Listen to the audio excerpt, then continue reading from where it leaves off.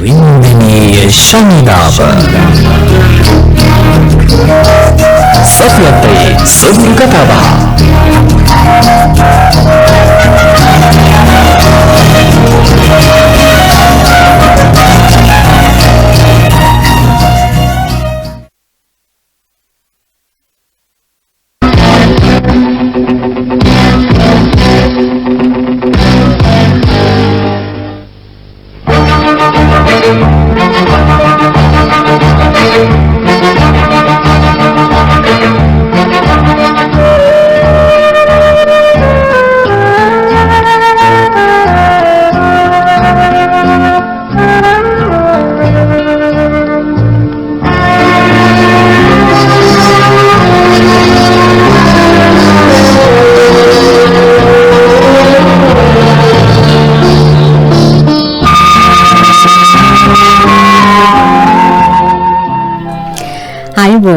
වාසනාවන්ත සුවබර දවසක් ඔබට. හිමවමට ආරාධනා කළා වැඩසටහන ආරම්භ කරන්න. ඒ ආරම්භයත් එක්ක මේ පසුබිමින් ඇහුණු සංගීත ඛණ්ඩය හොඳට ඔබට ලෙන්ගතුයි කියන අපි දන්නවා. වසර ගණනාවක් ගෙල ගියත් අපේ ටෙලිවිෂනේ එහෙමත් නැත්නම් රූපවාහිනී නාට්‍ය තුළ අපි තාමත්ම ආදරය කරන අදටත් මේ සංගීතය ඇහෙනකොට අපි දන්නවා මේ දූ දරුවෝ ටෙලිනාට්‍යයේ පසුබිම් සංගීතය කියලා. ආචාර්ය රෝහණ වීරසිංහන්ගේ මෙලොව සංගීතය තමයි මේ විදිහට හැඩවැඩ උනේ 1990 තරකට වුණු සෝම විරසේනානායකයන් නාලන් මෙන්දිස් ඒ වගේම තමයි සන්ධ්‍යා මෙන්දිස් නාලන් මෙන්දිස් ඒ වගේම තමයි ලංකාවේ ඉන්න ප්‍රවීණ රංගතරයන් මේ නාට්‍ය තුළ රංග භූමිකාව තුළ සිටියා. ඒ අය අදටත් අපිට මතකයි. හැබැයි අපි අලුත් පරපුරට මතකද දන්නේ නැහැ. ඒ නිසාම තමයි අද වෙන්දිනේ ශනිදාවේ පූර්විකාව මම අපිට සැපයුවේ මේ සංගීත ඛණ්ඩයත් එක්ක. දැන් සෝෂල් මීඩියා වල ඉන්න අපේ යාළුවෝ දන්නවා කවුද අද එන්නේ කියලා. ඒ සියල්ල කියන්න කලින් කොහොමද අපි වහන්න පුළුවන් කියලා ඔබ දන්නවා. FM 91.7 91.9 ඒ වගේම තමයි www.slbc.lk කියන වෙබ් අඩවිය ඔස්සේ සජීවී වහන්න පුළුවන්. ඒ විතරක් නෙවෙයි අපිව නරඹන්න පුළුවන්. Facebook එකට යන්න සදේශීය සේවයේ Facebook page එක තියෙනවා. like කරන්න අමතක කරන්නත් එපා. මේ වෙලාවේ වැඩසටහන සජීවී ආකාරයෙන් නරඹන්නට හැකියාව ලැබෙනවා. ඔබ දූදරුවෝ නරඹපු කෙනෙක් නම් ලංකාවේ දීර්ඝතම නාට්‍ය තුල මම හිතන්නේ ගුණාත්මක කියන කැලලක් ඉදිරියට එන්න ඕනේ. අදටත් අපි ඒකයි ආදරයෙන් බැලඳගෙන තියෙන්නේ මේ ටෙලි නාට්‍ය මේ විදිහට. තව ඒ වගේ ටෙලි නාට්‍ය ගණනාවක් තියෙනවා. හැබැයි අද පූර්විකව මම මේ විදිහට සැපුවේ මේ ටෙලි නාට්‍ය තුලින් ලංකාවේ අතිශය ජනාදරයට පාත්‍ර වූ දක්ෂ ජනප්‍රිය සම්මානිත තරු යුවකකට අපි ආරාධනා කරා. හැබැයි එක තරුවක් නම් අද ඇවිල්ලා නැහැ. මේ තියෙන කාලීන ප්‍රශ්නයක් නිසා මට සහභාගී වෙන්නට හැකියාවක් නැහැ. නමුත් අපි අය මැදිරියේ ඉන්නවා හා සමානවම අයව දුරකථනයෙන් සම්බන්ධ කරගත්ත ඉන්නවා. ඒ තමයි වර්තමානයේ වෙනකොට නම් අපි අය වඳුරගන්නේ රූපලාවන්‍ය ශිල්පිනියක් විදිහට. හැබැයි එදා සිට අද දක්වාම රංගන කාර්යයක් නියැලෙන ජනප්‍රිය සම්මානිත රංගන ශිල්පිනී නිල්මිනී තෙන්නකෝන් මහත්මියට අපි තමත් ගෞරවයෙන් ආරාධනා කරා. අයිබෝන් නැක්කේ. අයිබෝන් සුබ උදෑසනක්. අයිබෝන්. ඔව් ඒ වගේම තමයි දැන් මැදිරියේ ඉන්නවා තව තරුවක්. ඒ තරුව ඉදිරියට අපිට පුළුවන් ඡායාරූප ශිල්පියෙක් කියලා හඳුන්වන්න. ඒ වගේම තමයි සම්මානිත රංගන ශිල්පියෙක් කියලාත් අපිට හඳුන්වන්නට පුළුවන්. ඔහු නමින් උදේනි අල්විස්. අයිබෝන් අයියා. අයිබෝන්. ඉතින් මේ නිල්මිනී අක්කගේ මුලින්ම අහන්න කලින් දැන් ලංකාවේ මේ දීර්ඝ ටෙලිනාට්‍ය කලාව තුළ වර්තමාන වෙනකොට පුදුම ටෙලිනාට්‍ය ගණනාවක් නේ තියෙන්නේ. හැබැයි අපිට නම් මතකත් නැහැ, නළු නිලුව මතකත් නැහැ, මොකද්ද කතාව කියලා දන්නෙත් නැහැ අපි. ඒ තරමටම කොටස් ගොඩක් තියෙනවා. හැබැයි මේ 1990 නිර්මාණය වුණු සුසිල නිෂ්පාදන ආයතනයේ දූදරුවෝ ටෙලිනාට්‍ය ඊට පස්සේ නෑදෑයෝ කියලාව තව ගොඩක් නිෂ්පාදන එළි දැක්කුවා. මේ අපි මුලින්ම කතා කරමු මේ ටෙලිනාට්‍යයේ ආරම්භයත් එක්ක කොහොමද ඔබ එතනට සම්බන්ධ වෙන්නේ? ඒක තමයි කතාවක් තියෙනවා මම හිතන්නේ. එදා උන්සිය අනිත් තමයි මේ ටෙලිනාට්‍ය රූපගත කරන්න පටන් ගත්තේ. එතකොට මේ ටෙලිනාට්‍ය මුලින්ම මට සහභාගී වෙන්න අවස්ථාව ලැබුණේ සහාය අධ්‍යක්ෂකවරයා විදිහට. මම නාලන් මිනිස් මහත්මයා මට මේ ටෙලිනාට්‍යයට කතා කරේ සහාය අධ්‍යක්ෂකවරයා වශයෙන් කටයුතු කරන්න. හැබැයි එතකොට මේකේ සම්පත් කියන චරිතයක් තිබුණා. මොකද ඊට කලින් මේක සුදත් දේවප්‍රිය මහත්මයා තමයි මේ ටෙල් නාට්‍ය කරන්න හිටියේ. ඒතර සුදත් දේවප්‍රිය දවසක් මම වෙනත් රූපගත කිරීමක ඉන්නකොට ඇවිල්ලා මේ ගැන කතා කරා මට. මට කිව්වේ මේකේ සම්පත් කියන චරිතයක් තියෙනවා ඒ චරිතය කරන්න. ඒතර අජිත් ලොකුඩිය තමයි මේකේ සහායධ්‍යක්ෂකවරයා වශයෙන් වැඩ කරන්නේ. ඒතර අජිත් ලොකුඩියට ඒ දවස්වල ගොඩාක් වේදිකා නාට්‍ය තිබුණා. මමත් වේදිකා නාට්‍ය සිකුරාදා සෙනසුරාදා වේදික දවස්වල තමයි රටේ මේ ලංකාවේ නොයෙක් පළාත් වල මේ පෙන්වන්නේ. ඉතින් ඒකට එහෙම දවස් 3ක් එයා එකට ගියාම සහායධ්‍යක්ෂකවරයා වශයෙන් යාට වැඩ කරන්න බැරි නිසා එයා නැති දවස්වල මට සහායධ්‍යක්ෂකවරයා වශයෙන් වැඩ කරන්න කියලා කිව්වා. ඒ වගේම සම්පත් කියන චරිතෙත් මට කියලා දුන්නා. නමුත් මොකක් හරි හේතුවක් නිසා ඊට පස්සේ මේක නාලන් මිනිස් මහත්මයාට තමයි අධ්‍යක්ෂණය කරන්න අවස්ථාව ලැබෙන්නේ. ඒ නාලන් මිනිස් මහත්මයා මට කතා කරේ මේකේ සහායධ්‍යක්ෂකවරයා වශයෙන් වැඩ කරන්න. ඒකවල මම ඔහුට කිව්වා මේක මෙන්න මෙහෙම චරිතයක් තියෙනවා කියලා.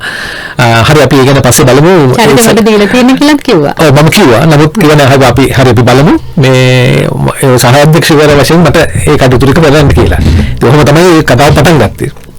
ඊට පස්සේ ඉතින් ඒ කටයුතු කරලා කොහොමද රූපගත කිරීම කරන්න කලින් සම්පත්ගේ චරිතයට ගොඩක් මේකප් ටෙස්ට් තිබුණා. ඒ කියන්නේ වෙන මමත් යෝජනා කරා කීප දෙනෙක් මොකද මට ඒ කාර්යය ලැබෙන්නේ නැති තැනට වගේ කටයුතු සිද්ධ වුණා.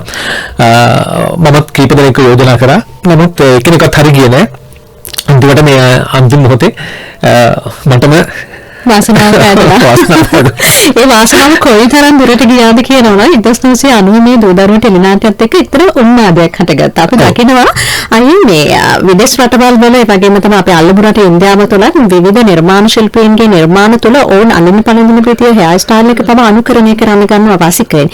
ඉතින් මේ ඔබගේ සම්පත් කියන චරිතය තුළ කට්ටියකුත් ආවනේ සම්පත් කියලා. ඔව්.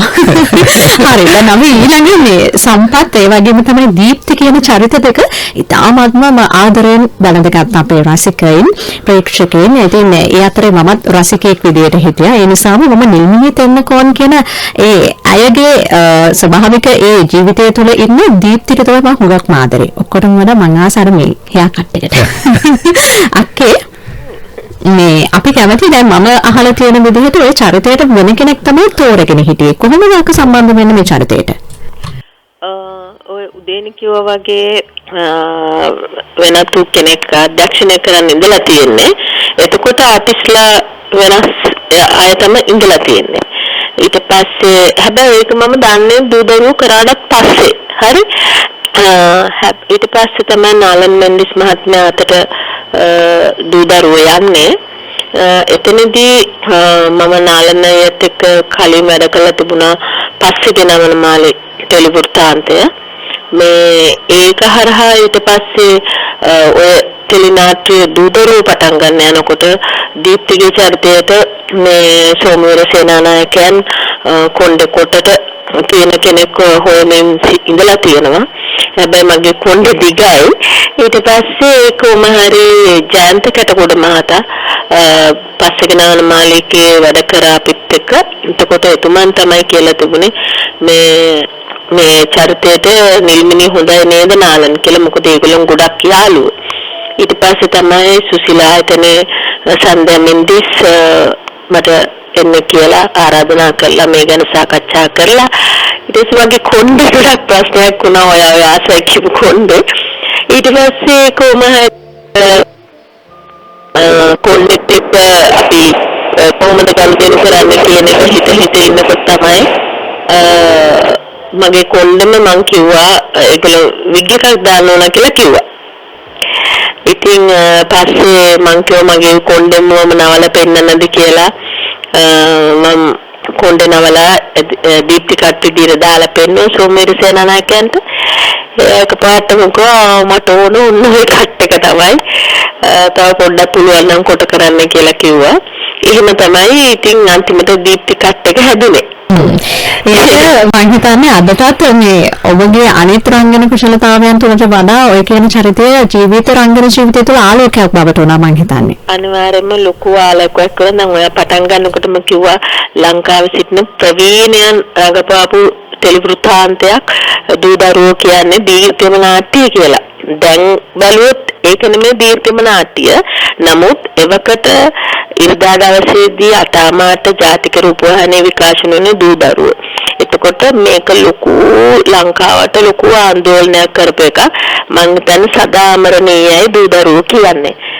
මම දන්නේ එකම දෙයක් තියෙනවා.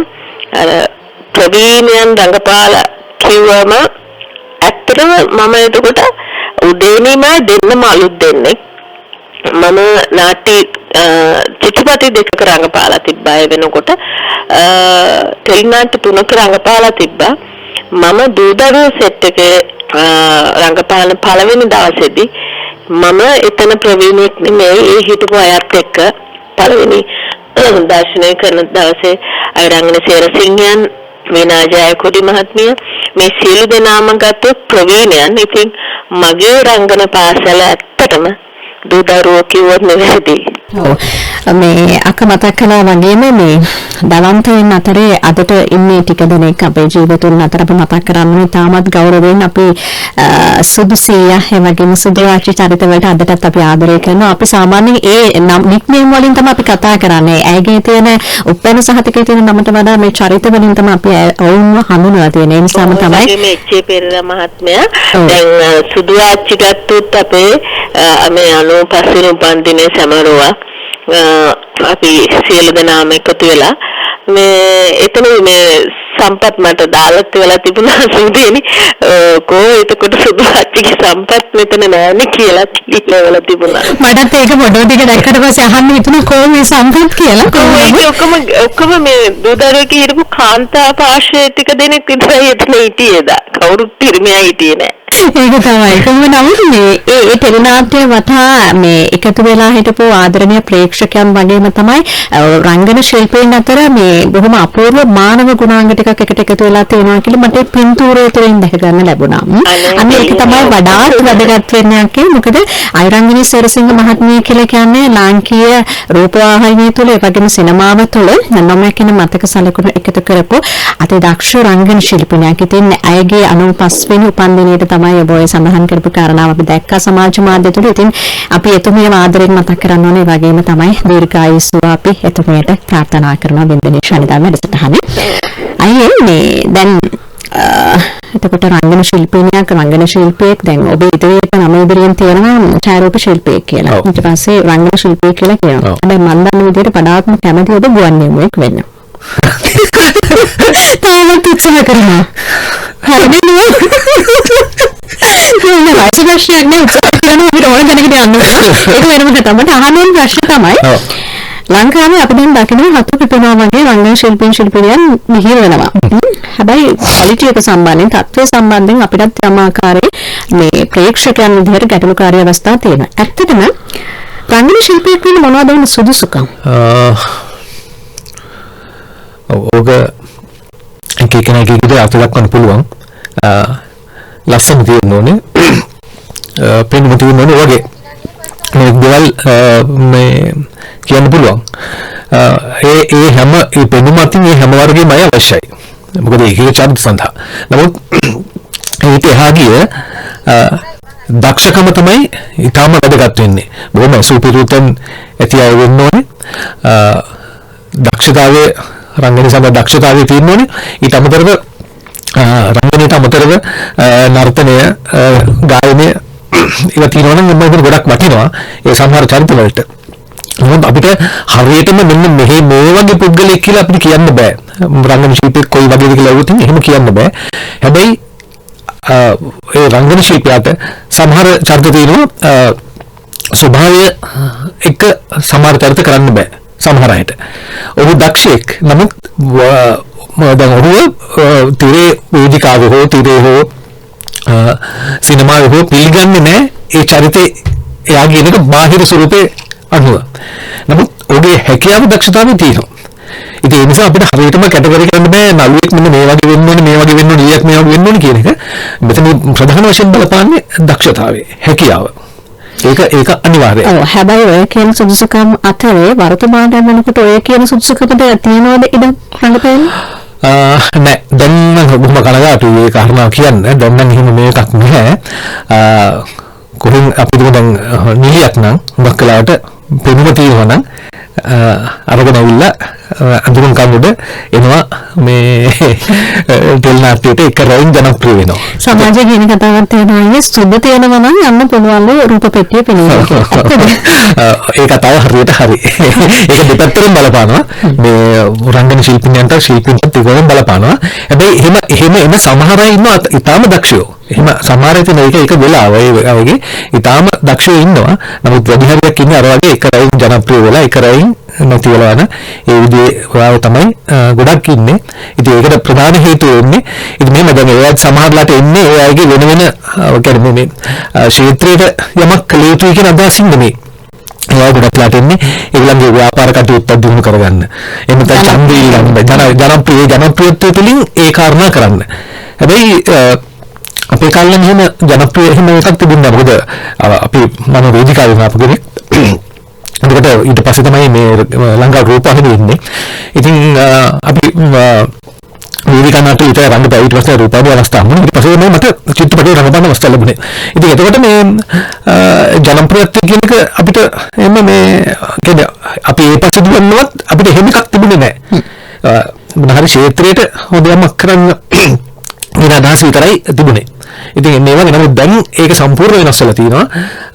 වෙන වාසි සඳහා මේ ක්ෂේත්‍රයට එනවා. ඒ එහෙම උනේ කියලා මම අහනවා මේ නෙල්මිනියකේ දැන් මේ අපේ උදේනය කියුව විදිහට මේ ඒ වගේම තමයි මේ වර්තමානයේ වෙනකොට ප්‍රේක්ෂකාගාරයක් කියන කතාවක් තමයි ලංකාවේ ඕනම ගෑල්ලමෙක්ට සුබ තියෙනවා නම් ටෙලිනාට්‍යයක හෝ සිනමා නිර්මාණයකට එහෙමත් නැත්නම් මේ සින්දුවකට පෙනී ඉන්නට හැකියාව ලැබෙනවා කියලා. දැන් ඔබ රූපලාවන්‍ය ශිල්පිනියක්. ඇත්තටම සුබ තියෙන්න ඕනද මේ නළුවෙක් ඕනේ දෙයක් වෙන්න?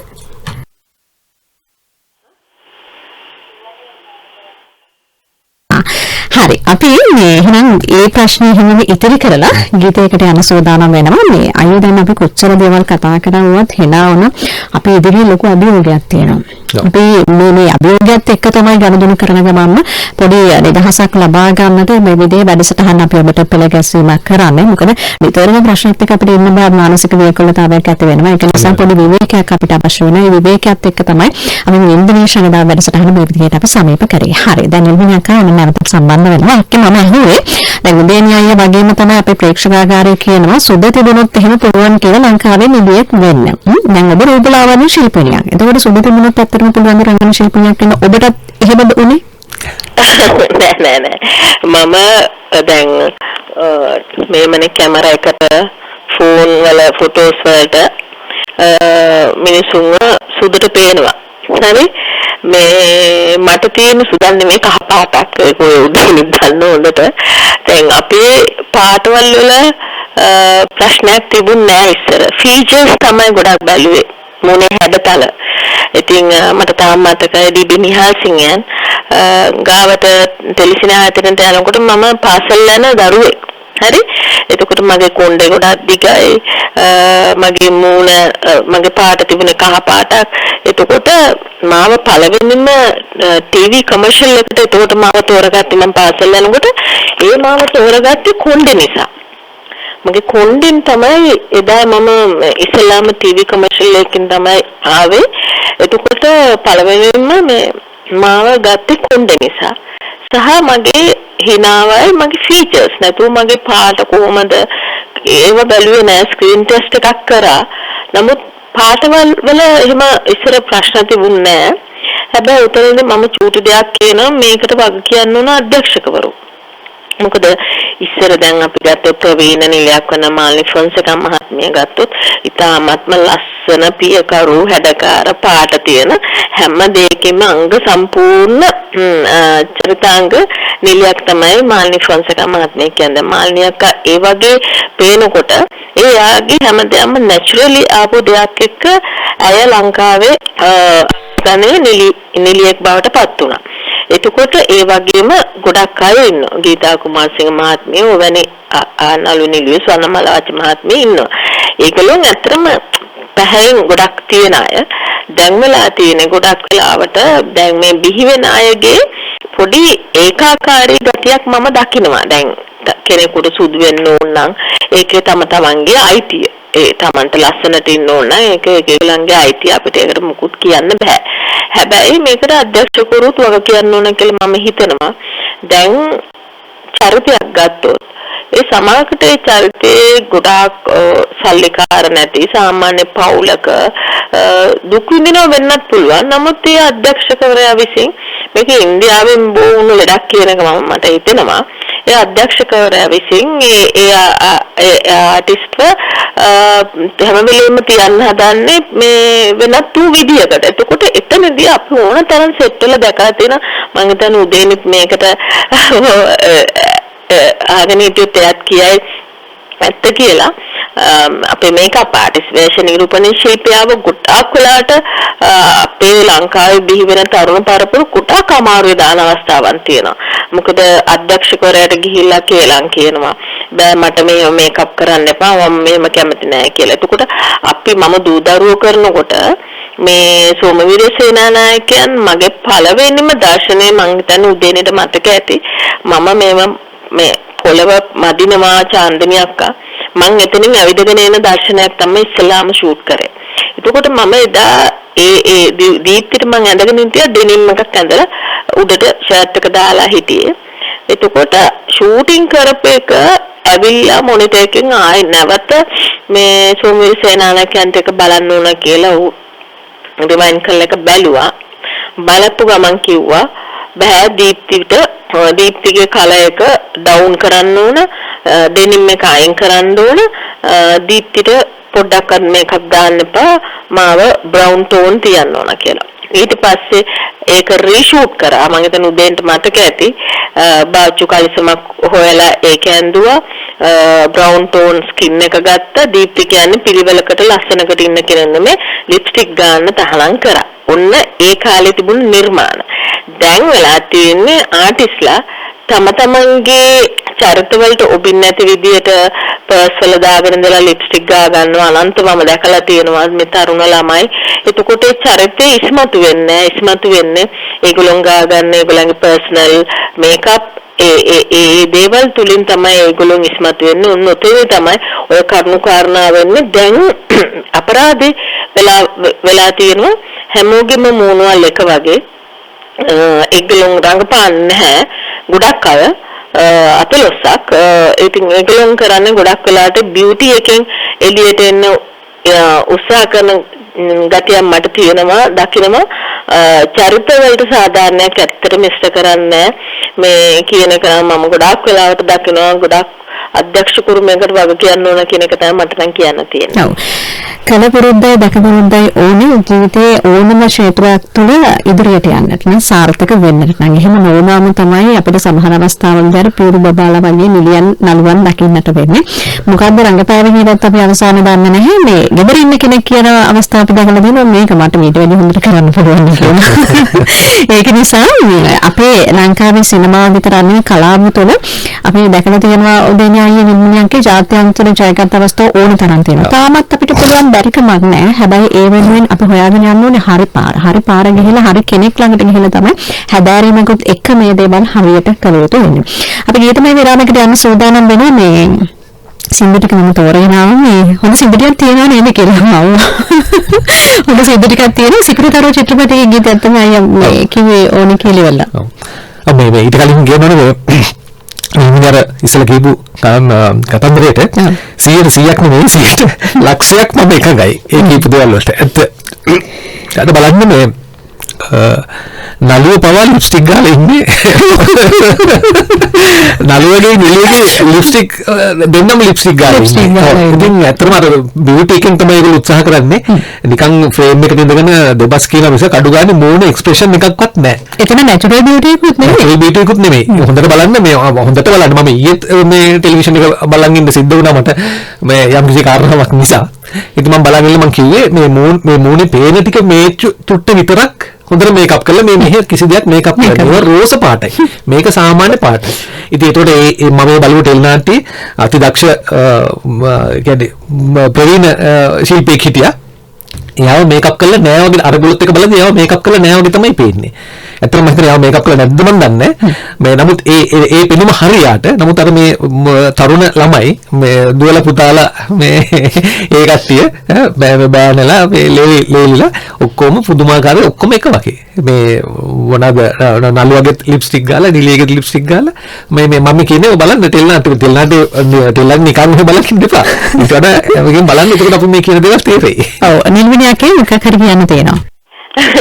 ඕ නෑ මම කියන්න ගත්තේ ගොඩක් මම මේ දකින නිර්මාණවල සිනමා පටවලක් තියෙනවා දැන් මේ අලුත් ඒවායි මේ දෙබස් උච්චාරණය කියන එක ඩයලොග් ඩිලිවර් එක හරි වැරදි. ඒ කියන්නේ ඔහේ ගිරව්වගේ කල්පාඩම් කරලා මොකද මේ දෙබස් ටික ඔක්කොම ෆෝන් එකට WhatsApp කරනවා. ඒතකොට මේගොල්ලෝ ගෙදරදී මේක කඩපාඩම් කරනවා. තප්පරයක් තියලා සෙට් එකට එනවා. අර පාඩම් කරපු දෙබස් ටික චකචක් ගහලා කියනවා මේ අර රිහර්සල් එකක් දෙබස් අපි සාමාන්‍යයෙන් රිහර්සල් කරනවා.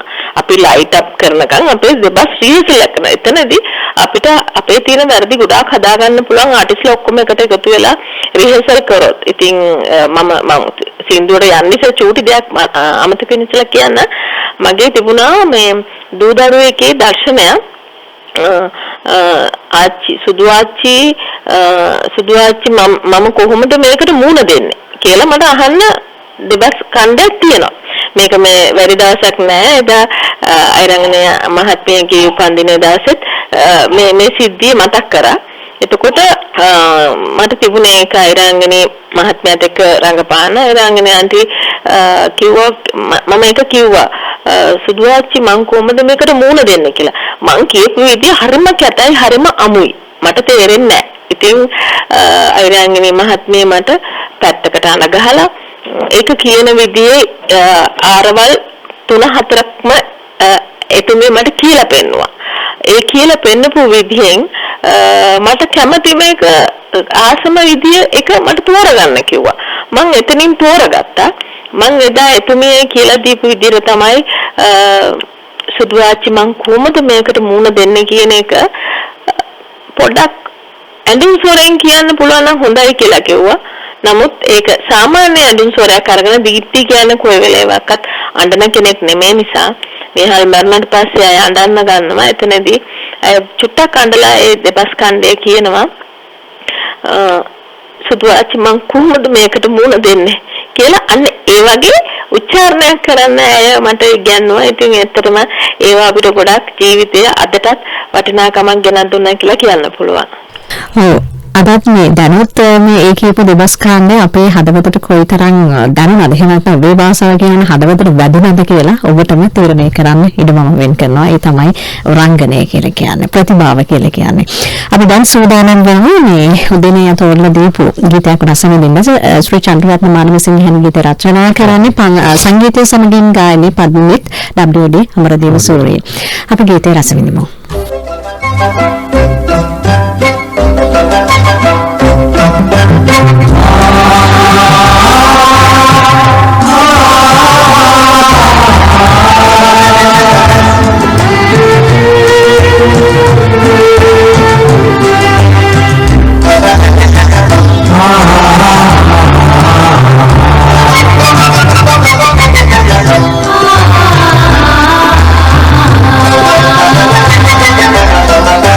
ඉරහඳ පායන ආලෝකය අතරේ සැප දුක සමබරවි මේ ජීවන කතරේ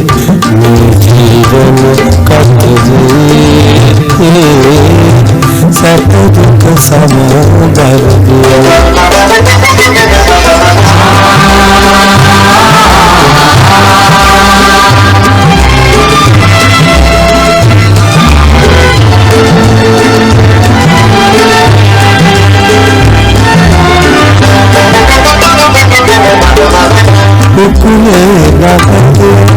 Samudaya usuna, lamate. Samudaya usuna, jamiyanu gamani. Jubata venase.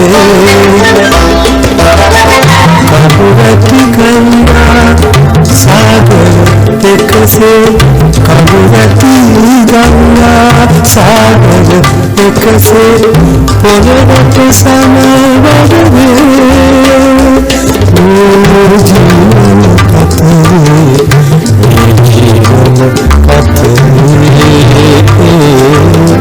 සතුටුක සමවැදේ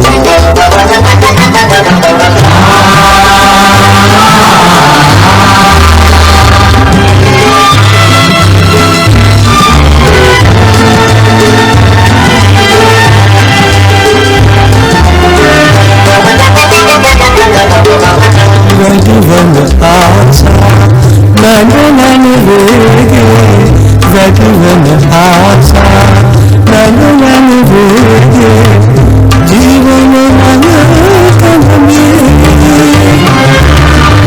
ඒකම රසවසුවේ මහමග වගේ මනදිල් මතුවේ මහමග වගේ මනදිල් මතුවේ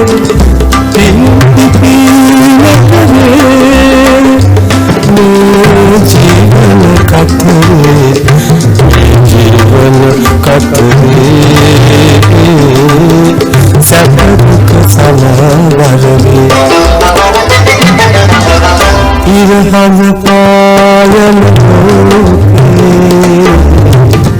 आलोक अतरे सब दुख समावरे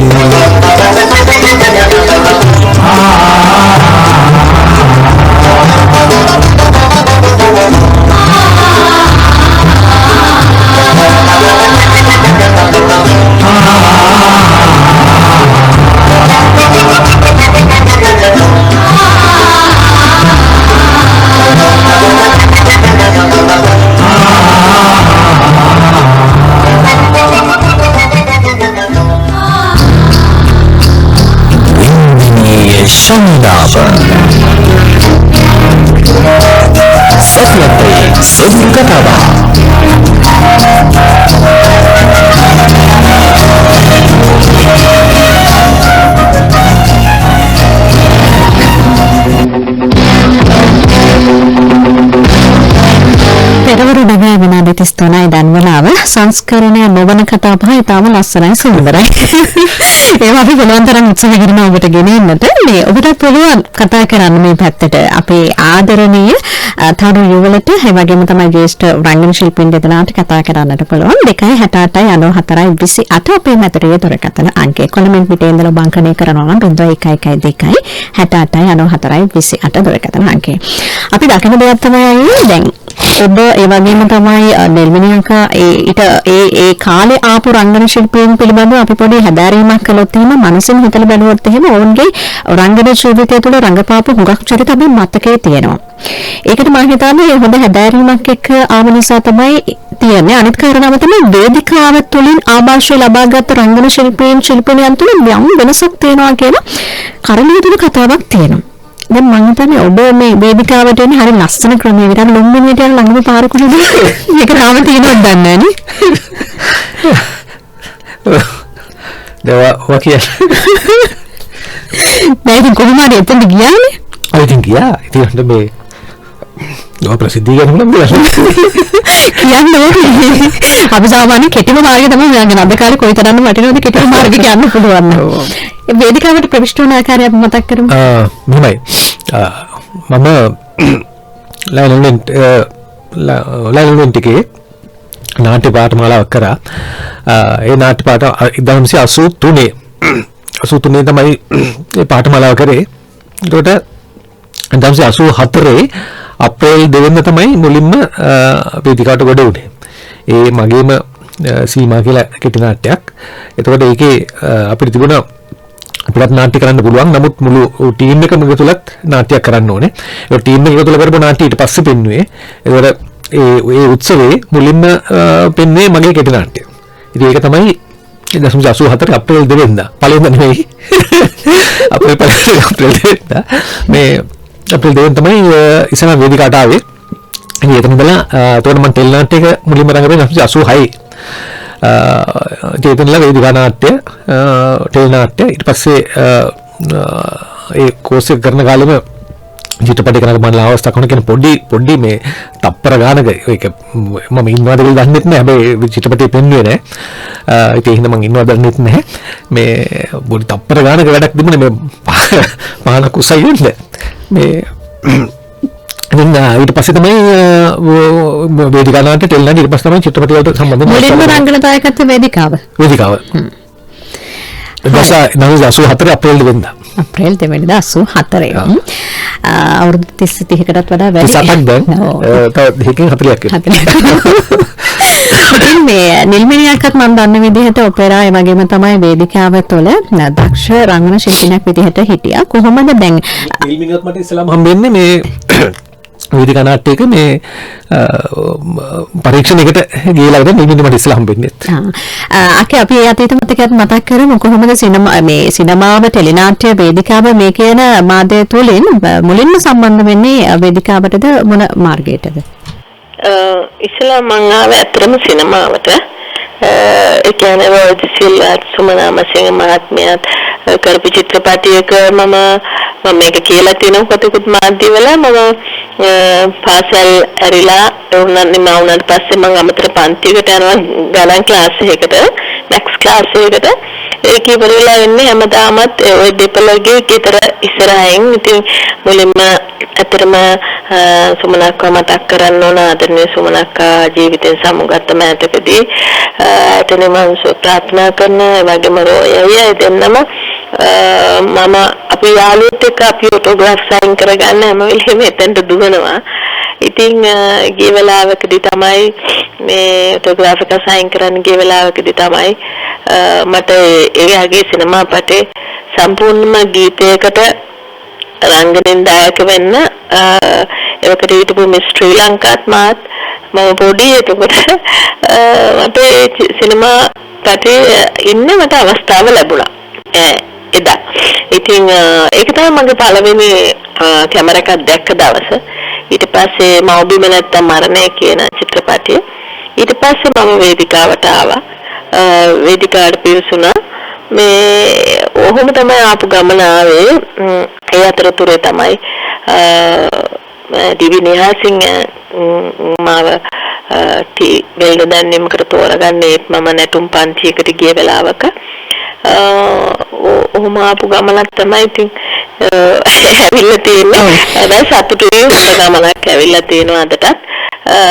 ජීවිතේ ගොඩක් සාර්ථක කරගෙන තියෙන කලාව නිසා අදටත් හෙටටත් එසේමයි.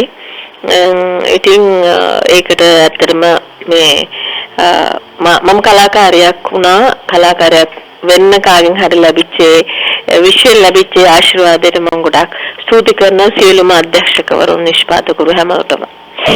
අදට අපිට මේ චරිත මතක තියෙන ඔවුන්ගේ රංගන භූමිකාව වගේම තමයි ටෙලි නාට්‍යය තුළ කතා තේමාවත් එක්ක. නැත්තම් සමහර අවස්ථාවලදී මේ දෙකම එකට එකතු වෙන්න ඕනේ. සමහර අවස්ථාවලදී එක පාර්ශවයක් විතරක් හොඳට තිබුණාමත් ඒත් අපිට මතක තියෙන අවස්ථා නැතුවම නොවේ.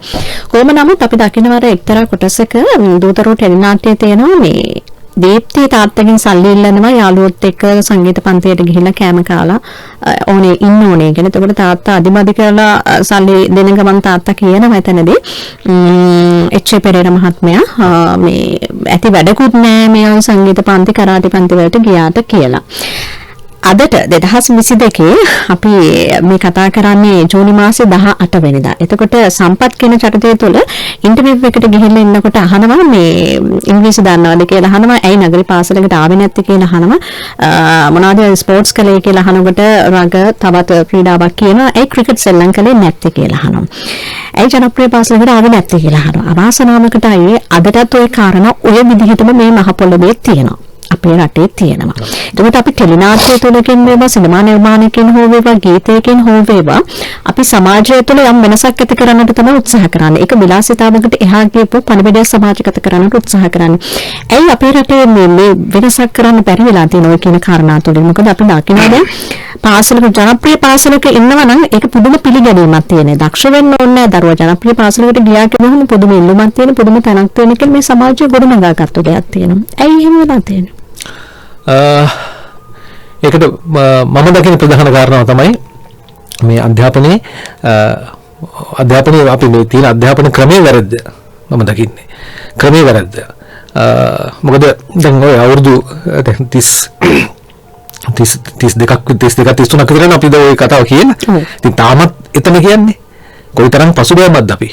ඉතින් එතකොටවත් ඒක මේවා විනාශ කරන්න ඕනේ කියන අදහසක් තිබුණා නේද කාගේවත් අදටත් නැහැනේ. අපේ රටේ අදටත් කිසි ප්‍රතිපත්තියක් නැහැනේ. කිසිම තැනක ප්‍රතිපත්තියක් නැහැ. ඉතින් ඒක මම දකින හේතුව මේකයි. මම කියන්නේ දායකවල මොකද දකින්නේ? මිනිස්සෙක් දියුණු වුණොත් හිතන්න පුළුවන් වුණොත් ඒ මනුස්සයා පාලනය කරන්න බෑ. ඒක තමයි ඇත්ත කතන්දරේ. එතකොට මෙච්චර කාලයක් ඒ අපේ පාලකයෝ අපිට කරලා තියෙන එක. එහෙම දෙයක්. ඉතින් එහෙම මිනිස්සු දියුණු වෙනවට කැමති නෑ. දැන් කියන මේ අධ්‍යාපන ක්‍රමයේ වැරදි මේක මෙහෙම වෙනස් වෙන්න ඕනේ කියලා. නමුත් මේවා ඉතින් අපි කොට දැන් අවුරුදු 30කට වලින් කතා කරපුවානේ. ඉතින් ඒක වෙනස් වෙලා නැහැ කියන්නේ කිසි කෙනෙක් ඒක හදන්න උවමනා වෙන්නේ නැහැ. උවමනා කරන්නේ නැහැ. ඉතින් එතකොට දෙමෝපියත් උත්සාහ කරන්නේ පුළුවන් තරම් අර කිව්වාගේ නගර පාසලකට ඒ දේවල් ක්‍රිකට් ඒ වගේ එහෙම දෙයක්.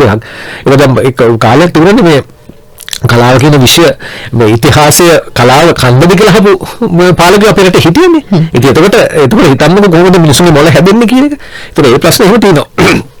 ඒවා කවදාකවත් මේ වෙනස් වෙන්නේ නැහැ. අදටත් එහෙමයි. අදටත් ඒ තත්ත්වෙම තමයි.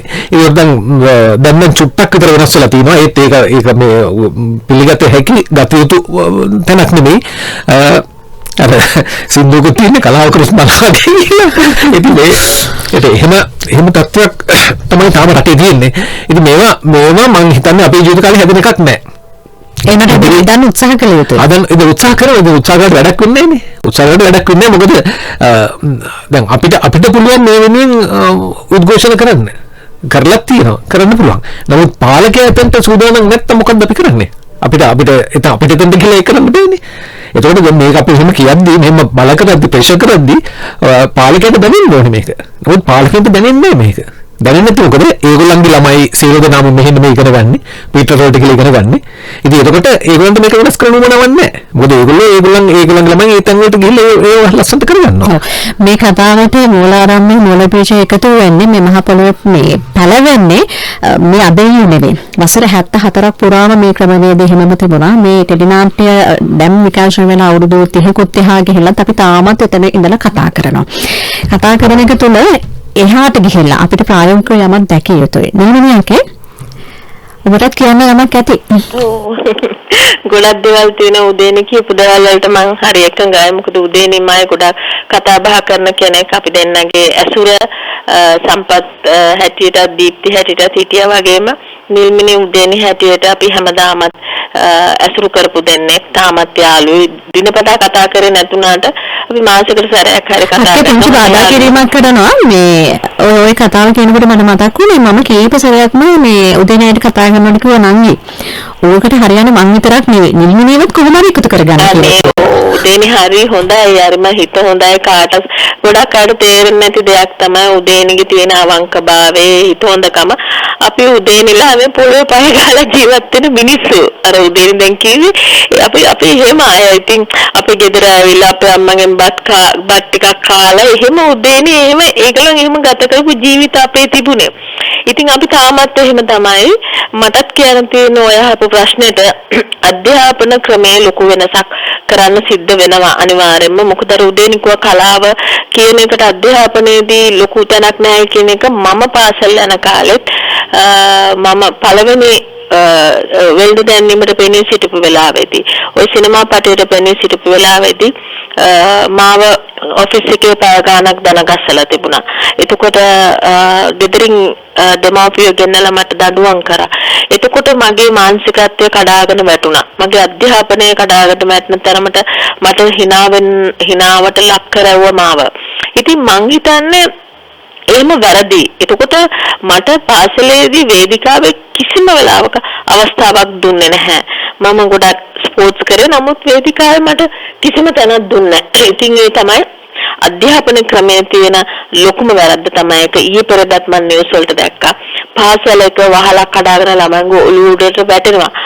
අපි නංගිලා අපි යනවා ගමක් ගාන ෂූටින් වලට.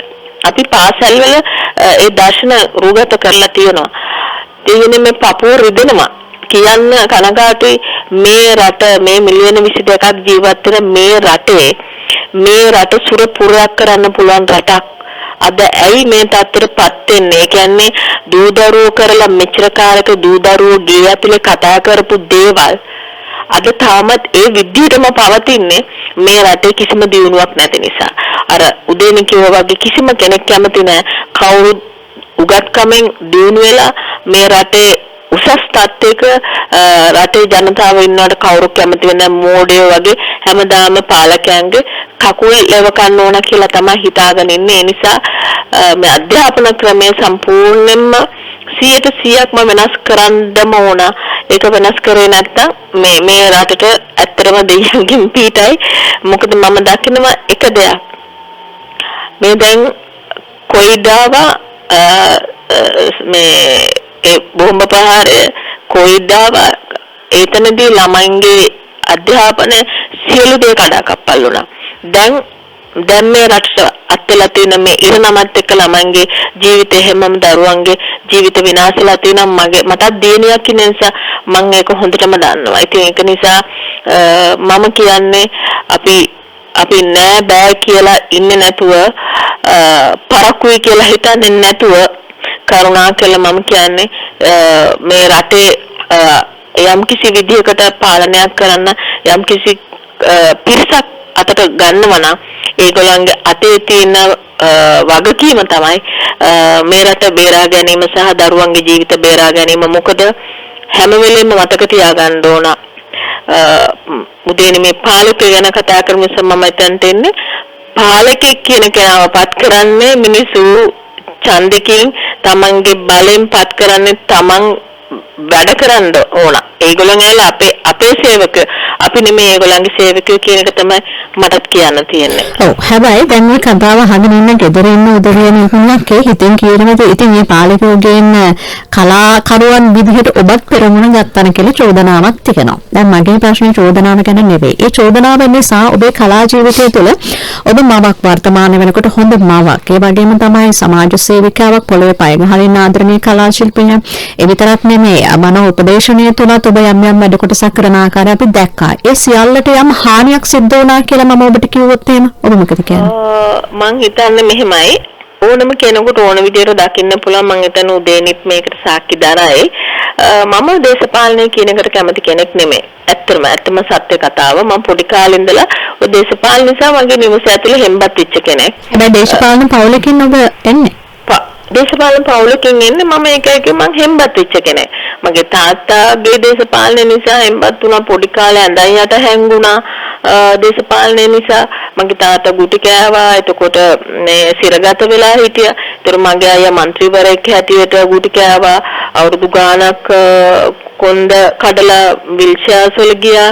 එතකොට මගේ අයියා 2015 මිය ගියා. ඔහු മന്ത്രിවරයෙක් හැටියට. නමුත් චන්ද්‍රිකා කුමාරතුංග ජනාධිපති තුමිය ඉන්න කාලේ මට මේ ඡන්දය ඉල්ලන්න කියලා කිව්වා. මේ නුගේගොඩ ප්‍රදේශෙට මම පොඩ්ඩක්වත් කැමති වුණේ නැහැ. මම පොඩ්ඩක්වත් ආස නැහැ. ඒක මගේ ප්‍රතිපත්තිය. මම දේශපාලනයට ගොඩක් විරුද්ධයි. හැබැයි මම මේක පුනා කියලා තියෙනවා. මම 2006 දී මම විශාල රියානතුරකට මම මුණ දෙනවා. මම මැරෙන්නම ගිය කෙනෙක්. ඉතින් මගේ වාසනාවකට අවාසනාවකට ඒ දේ සිද්ධ වුණා. හැබැයි වාසනාවකට ලංකාවේ වෛද්‍යවරු විශේෂඥ වෛද්‍යවරු මගේ ආදරණීය කලාකරුවෝ උදේනිලා හැමෝම කලාකරුවෝ සහෝදර මේ රටේ ජනතාව යුද හමුදාව හැමෝම ත්‍රිවිධ හමුදා සියලු දෙනාගේ මේ ලේ බින්දුව පවා මගේ ඇඟේ දුවනකොට මට උදව් කරා. මගේ ළඟින් හිටපු හැමෝම මට උදව් කරා. මගේ ළඟින් හිටපු මාව දාලා ගිය අයත් මට උදව් කරා. ඉතින් එතකොට මගේ දිගට අවුරුදු 5යි එවකට හිටපු ජනාධිපතිවරයෙක් හැටියට හිටපු මහින්ද රාජපක්ෂ මේ මගේ ආදරණීය කලාකරුවන් රවින්ද්‍ර අන්දේනි එවැනි ප්‍රවීණ කලාකරුවන් දුරකථනයෙන් කතා කරලා එතුමන්ට කතා කරපලාවේ මට කරන්න පුළුවන් ලොකුම උදව් කරලා තිබුණා. මාව කියන්නේ මම ඇවිල්ලා මගේ මුළු liver එකම කැඩලා ගියා. ඉතින් ඒ වෙලාවේදී මාව කොහෙටවත් හොල්ලන්න බෑ හෙල්ලුවොත් මම මැරෙනවා කියන එක තමයි වෛද්‍යරු කියලා තිබ්බේ. ඒ වෙලාවේදී මට මාව කොළඹට ගේන්න කියලා හෙලිකොප්ටර් එකක් පවා මේ ලෑස්ති කරලා එවන්න සූදානම් කරලා ඒව සියලු දේ කරලා තිබුණා. ඉතින් මේ හැමෝටම මම සදා ණයගැති. ඉතින් ඒ නිසා එතනදී මට කරලා තිබුණු උදව්ව මට මේ හොස්පිටල් එකෙන් ඉන්ජෙක්ෂන් පවා නිකන් දීලා තිබුණා.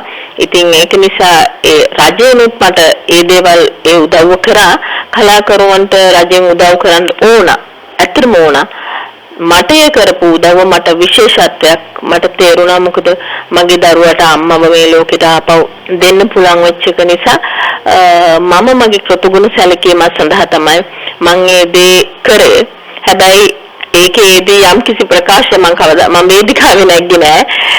මම දැන් ඉන්න ජනාධිපතිතුමාට යම් කිසි මගේ කටහඬක් මම අවදි කරා නම් මම කිව්වේ මේ හොඳ නායකයෙක් රටට හොඳයි කියලා හිතනවා නම් මේ මෙතුමාව පත් කරගන්න කියලා. ඒක 69 ලක්ෂයක් මම දැක්ක දෙයක්. මේ ජනාධිපතිවරයා හොඳයි කියන එක. එතනදී මගේ මුළු කතාවම ඇහුවොත් තේරෙයි මම මොනවද ඉල්ලන්නේ කියලා. මං ඉල්ලුවේ ගොවියට සේවය කරන්න කියන එකම විතරමයි මං හැමදාම ඉල්ලුවේ.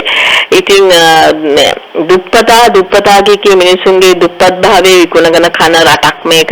එහෙම වෙන්න බෑ.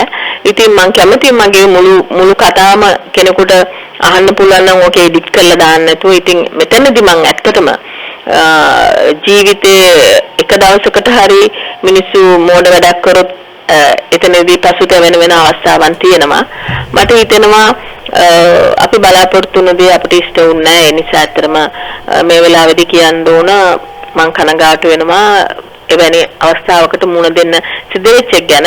ඔය දෙකම මමත් විඳිනවා. ඔව් ඒක නිසා එතනින් යන්න යමක් කියන්න ඕනේ නැහැ. සම්පූර්ණ කතාවම කියවනේ. ඒ නිසා මේ නිදිකුම්බාමන් ටෙලිනාට ඔබ චරිතේ නම මොකද්ද? නිලු ඒ වගේම මේ පාල්තෝ සිල්වා තමයි අපේ ඊළඟ රංගදරයා නේද? ඔව් ඒක නම් අපි ප්‍රවෘත්ති වලට යන්න ඕනේ. ඒක නිසා විරාමයක් ගන්නවා. නිදිකුම්බාමන් ටෙලිනාට්ටේ බොහොම ජනප්‍රිය වෙච්ච ගීතයක් තියෙනවා. අපේ ගීතය සමගින් ප්‍රවෘත්ති වලට ගිහිල්ලා නැවත ඔබ මුණ ගැහෙන්න සූදානම්. වින්දනීය ශනිතා වැඩසටහනින් මේ Clarence Wijewardena.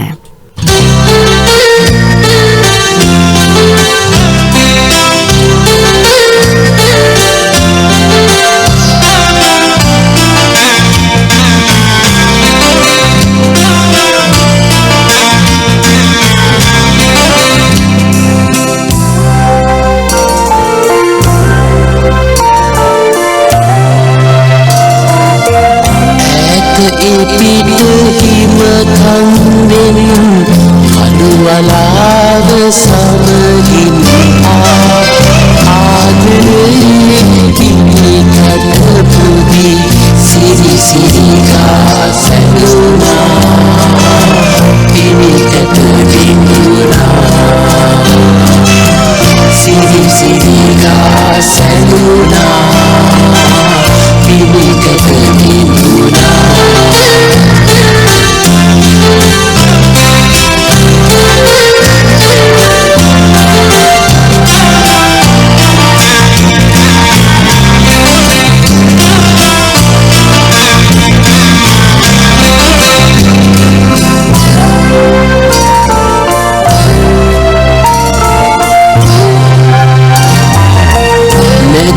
Sweet Varali Niludi Kupaludi Negulu Sweet Varali Niludi Kupaludi Lihini Hadin Mandarama Lihini Hadin Mandarama Siri Siri Ga Saluna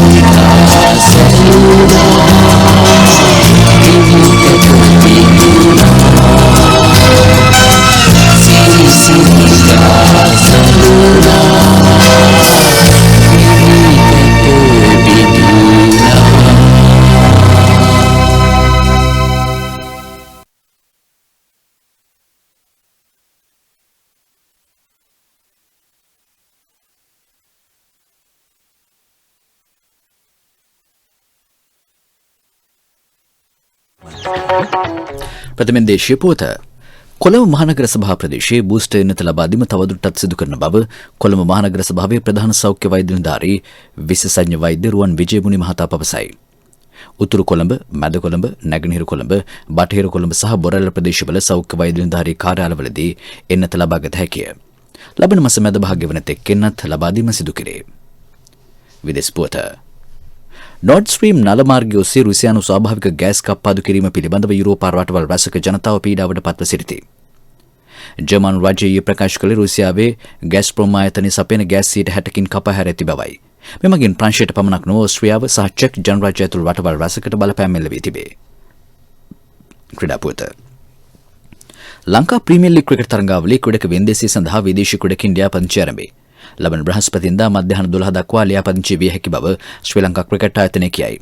Lanka premier league cricket තරඟාවලිය ලබන මාස 31 වෙනිදා සිට අගෝස්තු 12 වෙනිදා දක්වා කොළඹ ප්‍රේමදාස ක්‍රීඩාංගණයේදී පැවැත්වීමට නියමිතයි. එසේන පුවත් පමණයි. එසේන පුවත්. ගෙවි ගිය පැයේ කාලින සිදුවීම් පෙළගැස්ම. कोटि 12කින් පටන්ගෙන කප්පුක දැන් එනවා උන්න අනාගතේ සරු කරන්න හිතේ හින හැබැවෙන්න වාසනාව එයි හොයාගෙන එතකොට අලුත් ගෙයක් දොරක් හදන්න මනාලියක් කැඳන්න රත්තරනින් ඔබ වැටෙන්න ජීවිතයම එළිය වෙන්න ඔබටයි කප්පුක ටිකට් එක कोटि 12කින් නරඹන තැවැන්ත මුල් දිනුමක් රැගෙන කප්පුක ජීවිතයම එළිය කරන සංවර්ධන ලොතරැය.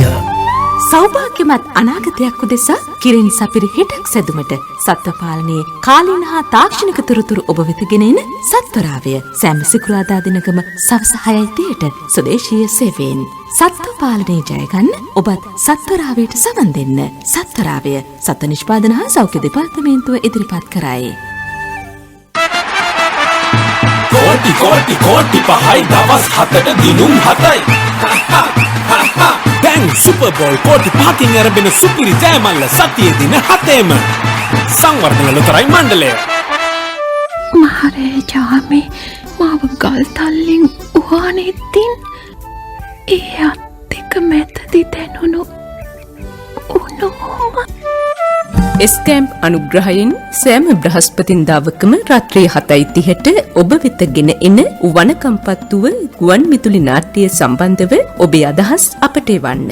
වනකම්පත්තුව නිෂ්පාදක සිංහල ස්වදේශීය සේවය ශ්‍රී ලංකා ගුවන් විදුලි සංස්ථාව නිදහස් චතුරස්‍රය කොළඹ 7. WhatsApp කරන්න 072 232 73 73. වෙලා පෙරවරු 10 විනාඩි 1යි මේ ශ්‍රී ලංකා ගුවන්විදුලි සංස්ථාවේ ස්වදේශීය සේවය යලිත් මේ සූදානම් වෙනවා. මෙතන සිට පැයක කාලයක් නෙවෙයි විනාඩි 30ක් අපි අද දවසේ දෙවෙන් කරන්නේ. මොකද ආවර්ජන වැඩසටහනක් ඔබට 10:30 සිට සවන් දීමට හැකි නිසා. වින්දනීය ශනිදාව සත්‍යයේ සොඳුරු කතාව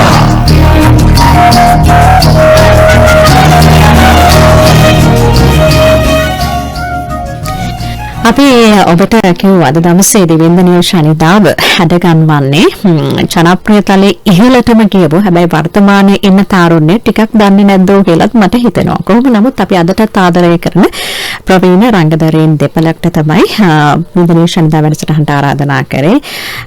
උදේනි අල්විසය මැදුරේ ඉන්නවා ඡායාරූප ශිල්පියෙක්, ඒ වගේම තමයි රංගන ශිල්පියෙක් සම්මානිත, ඒ වගේම තමයි අපි දුරකථන ඔස්සේ සම්බන්ධ කරගත්තේ ප්‍රවීණ ජනප්‍රිය වගේම සම්මානිත රංගන ශිල්පිනියක් වන නිල්මිනී තෙන්නකෝන්. පාවාදීම් කරලා නැද්ද ජීවිතේ කවදාවත්? දැනුවත් නම් සාමාන්‍යයෙන් එහෙම කරන්නේ නැහැ. බොහොම අකමැති දෙයක් මම. අකමැති දෙයක්. හරි. මම ඒකට උදාහරණයක් එක්ක කියන්න. හරි. ලක්ෂ්මී මහත්මිය ඉන්නවා දුරකථනයේ. ආයිබෝන් ඔබට. ආයිබෝන්. කතා කරමු අපි.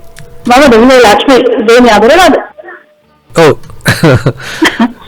අවශ්‍යමත දෙන්නේ මම සම්පූර්ණ උදේනිව ශ්‍රී ලංකා ජාතික චාරුප කලා සංගමේ චාරුප ශිල්පය ඉගෙන ගන්න ගියාම මම දැක්ක දෙන්නේ දැක්ක විශේෂ ගතිය තමයි මේ අනිත් පැත්තට සාපේක්ෂව බලද්දී මේ කියන්නේ කලාව පැත්තක තියලා මම යාගේ පුදුලෙක් විදිහට කතා කරත් මේ හරිම අවංක හරිම හිතවත් මිත්‍රත්වයේ හැබැයි මිත්‍රත්වයේ තියෙන ඕනම කෙනෙක් තරහතරමක් නැතුව ඕන කෙනෙක්ව ඒ ආකාරයෙන් ආශ්‍රය කරන අවංකම යාළුවෙක් මම අදටත් එතුමාට මම ගරු කරන්නේ එතුමාගේ ගතිගුණයට හොඳ චාරිත්‍ර ශිල්පියෙක් හරි දක්ෂයෙක් මේ කවදාකවත් වෙනස් වෙච්ච නැති චාරිත්‍රයක් ඉස්සම කියනවනේ මම එක්දාර එක්ක උදේගෙන තමයි අද හෙට පෙළේ වෙනස් වුණාට විශේෂ කාරණාවක් තමයි කතා වෙනන් ඉන්නේ වගේම තාම තරුණ කතාවද මේ මට මතකයි මගේ අම්මා නැති වෙච්ච වෙලාවේ මල ගෙදර ඇවිල්ලා මේ මම රැය 12ට වගේ මට නිදිමතෙන් ඉඳාගෙන ඉන්නේ නමුත් මම පස්සේ ගත්තේ එළියනකන් මේ යාළුකේ කතා කරගෙන ඉඳලා තමයි ගිහිල්ලා තිබ්බේ. හරි ඒ වගේ. ඒක ඇවිල්ලා ටක් ගාලා ආවදියා වගේ නෙවෙයි. පැය ගානක් හරි ඉඳලා මේ මිත්‍රත්වය ඒ ගරුත්වය තමන්ගේ ඕනම අම්මා කෙනෙක් තමන්ගේ අම්මා වගේ සැලකෙන ඕනම යාළු පිටවත් ආදරෙන් සැලකෙන සැබෑ මිත්‍රෙක් විදිහට මම අදටත් ගරු කරන උදේට මම එයාට සුබ අනාගතයක් ප්‍රාර්ථනා කරනවා මේ වෙලාවේ. බොහොම ස්තුතියි ලක්ෂ්මී මහත්මිය. ඒක තමයි අපි ඔබට සඳහන් කරේ. දේවදරුවෙහි රංගනය යෙදුණු ඒ නිර්මාණ ශිල්පීන් රංගනයට එහා ගිහිල්ලා මානව ගුණධර්මයන්ගෙන් හෙබි පුරවැසියන් විදිහට නෙමෙයි මේ රංගන ශිල්පීන් විදිහට අපි හඳුනා ගන්නෙ. හෙලෝ මම තව එකක් කියන්න ඕන. ඔව් කියන්න. මට මුලින්ම රැකියා දාගාවේ නිල්මිනි ගැන කතා කරනකොට ඉතින් අපි හරි කැමති චරිතයක් දීප්තිගේ චරිතේ මම එයාගේ කොණ්ඩ මොහොතේ මමත් අපල හිටියා මට රැකියා කාර්යය මට දීප්ති කියලා කතා කරා මම එයාගේ රංගනයට හරි කැමති ඒ ස්වභාවික රංගන කරපු ඒ උදේනිගේ සම්පත්ගේ චරිතයට දීප්තිගේ චරිතය දෙකටම අපි අදටත් ගරු කරනවා අද නාට්‍යන මම කවදාකවත් දැන් රූපවාහිනී බලන්නේවත් නැහැ මම කිසිම නාට්‍යයක් ඒ කියපු සියලු කතා මේ සාකච්ඡා කියපු සියල්ල මම 100% එකඟ වෙනවා මම ඇත්තට දැන් නාට්‍ය බලන්නේ නැහැ ඉතින් මම එදා දැක්ක නාට්‍ය මම දකින්නෙත් නැහැ ඔවුන්ගේ මේ ඒ දක්ෂකම් මම අද දකින්නෙත් නැහැ ඉතින් මම අදටත් ඒ චරිතයට අපි හරිය ගරු කරනවා ආදරය කරනවා මේ අවස්ථාවදින ගැන බොහොම ස්තුතියි ලක්ෂ්මී මහත්මිය. අයියේ මොකක් හරි කියන්න තියෙනවද? ලක්ෂ්මී ස්තුතියි කියලා. හරි දැන් බලන්න ඇති කවදාද පාවාදීන කතාව කියලා. මේක මෙහෙම දැන් ඔහොම කට්ටිය කියද්දි පාවාදීමක් කොහොමද සිද්ධ වුනේ කියලා මම කිව්වේ නේද පාවාදීම් කළාද නැද්ද කියලා. ඒකම දැන් මම කිව්වා මම දැනුවත් නම් එහෙම කළා නේ මම ඒක අර මේ ලක්ෂ්මී කතා කරන ලාවේ තහගෙන හිටියේ කල්පනා කරේ මොකද්ද මම කරලා තියෙන පාවාදීම කියලා. ඔය කියන්නේ මොකද්ද? පාවාදීම් කරපු කෙනෙකුත් තියෙනවා. පාවාදීම් කරපු නැතිව හොඳ විදිහට නර මේ අදහසක් එකතු කරේ ලක්ෂ්මී මහත්මිය හරි හොඳයි රූපෙත් ඒ වගේමයි හඬත් ඒ වගේමයි ගතිගුණත් ඒ වගේමයි එදා වගේමයි අද කියලා කියනවා. මේ මානව ගුණාංග ඒ විදිහටම ඔබට පිළිහිලා තියෙනවා කියලා අපිටත් පසක් වෙන අවස්ථා ඕන තරම් තියෙනවා ප්‍රේක්ෂකයන් විදිහට ඔබත් ඒ දන්න කාරණාව. කවදාවත් පාවාදීම් කරන්නේ නැහැ ඔබ. මම කිව්වා පැහැදිලිව. හරි ඉස්කෝලේ මේ තාප්පෙන් පැනලා යන්නේ කට්ටියත් එක්ක ගිහිල්ලා දවසක් අහුණා නේද මේ ප්‍රින්සිපල් සර්ට? නෑ තාප්පෙන් පැනලා ගිහිල්ලා නෙමෙයි. එන්නේ ගේට්ටුවෙන් නෙවෙයි එන්නේ. ඔව් ගේට්ටුවෙන් නෙමෙයි ඉන්නේ තාප්පෙන් තමයි එන්නේ. තාප්පෙන් තමයි ඇවිල්ලා ඉගෙන ගන්න. හැබැයි දවසක් අහුණා නේද? මෙහෙමයි ඉන්ටර්සෙට් අහුණාට පස්සේ නෑ මම සාමාන්‍යයෙන් මෙහෙමයි සාමාන්‍යයෙන් කවදාවත් තාප්පෙන් පැනලා යන්නේ නෑ. හැබැයි යන්න ඕන නම් ගේට්ටුවෙන් මොන ක්‍රමයකට හරි යනවා. ඒ යන ක්‍රමේ මේ දැන් මේලා කියන්නේ මෙහෙමයි කියන එක. නමුත් ගේට්ටුවෙන් තමයි කවදාවත් තාප්පෙන් පැනලා ගිහිල්ලා නෑ. කොහොමද ක්ලාස් එකක් කරලා යන්නේ? මෙහෙමයි තේරසල මේ ඉස්කෝලේ කට්ටල චිත්‍රපටි බලන්න කියලා තියෙනවා. ඒවල ප්‍රතිපල තමයි. ඒවල ප්‍රතිපල දැන් කියන්නේ මොකද? දැන් ඉතින් මේක මගේ අම්මා තාත්තත් මේ අහගෙන ඉන්නේ නැහැ. ඉතින් මගේ නංගිලා මල දැන් ලොකු ඉතින් ඒතකොට දැන් අයියා වැරදි පැත්තකට ගිහිල්ලා නැහැ කියලා තියෙනවා. ඒ වගේ දේවල් තමයි ඒවල නාට්‍ය බලන්න ගිහිල්ලා තිනවා. ඒ කියන්නේ නාට්‍ය බලන්න හැබැයි මෙහෙම නාට්‍ය බලන්න ගිහිල්ලා තින්නේ මේ අර ඉස්සෙල්ලා කිව්ව කතා ආපු ගමන් අහපු ප්‍රශ්නේ. නාට්‍ය බලන්න ගිහිල්ලා තින්නේ ඉස්කෝලේ කට් කරලා නෙමෙයි. මම ඉස්කෝලේ ස්පෝර්ට්ස් කරා. කියන්නේ අර කිව්වේ මේ මොනවාද පයිලට් කෙනෙක් වෙන්න. ඒ කොලෙජ් එකේ ස්පෝර්ට්ස් කරා මම. එතකොට කෙරෙටින් කරා. ඉතින් කෙරෙටින් නැති කාලෙට ගෙදරට කියනවා කෙරෙටින් ප්‍රැක්ටිස් තියනවා කියලා. ඒතකොට අම්මා උදේට බත් එක හදලා දෙනවා. ඒතකොට මල්ලිත් මාත් එක්ක ඉස්කෝලේ ඉන්නේ. මල්ලිය මම යාළුවෙක් ගියතේ යවනවා ගෙදර.